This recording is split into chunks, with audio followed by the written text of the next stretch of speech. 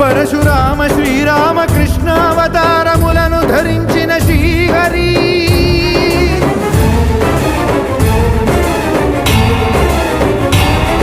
అవతారకుడం అవతారమూర్తిగా సాక్షాత్కరించి ధరింపజేయవయా